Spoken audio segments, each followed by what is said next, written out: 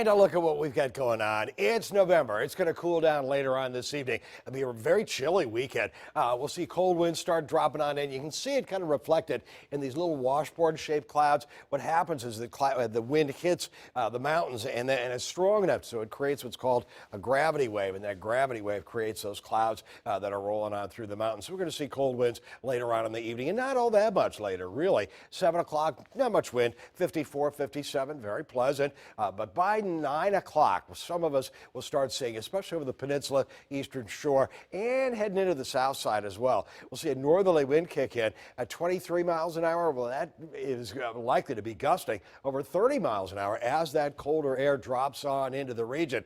There's where things are by 1 o'clock in the morning. Temperatures dropping through the 40s for the most part, still around 23 miles an hour at 1 o'clock in the morning, but then it drops off from there. By 7 o'clock in the morning, 15, 20 mile an hour winds, and it's still a little bit gusty. Look at the temperatures, 37, 40, 43, and then by the middle of the day, highs only into the low 50s during the afternoon on Saturday. But the wind has dropped off for the most part. Still a bit of a breeze, and by the end of the day, fairly light winds out of the north at about 8 miles an hour. Now, tomorrow night, it's likely to be the coldest night of the season, especially anywhere inland. It says 32, and I think really even near the shoreline, because we'll see more of a westerly breeze, if any wind at all. 35 degrees near the shoreline, 32, but really even 32 in town. We're likely to see some temperatures into the upper 20s elsewhere through the area as well. By 2:33 in the afternoon, even the upper 50s to around the 60-degree mark coming up during the day on Sunday. So we'll recover after a freezing cold start to the day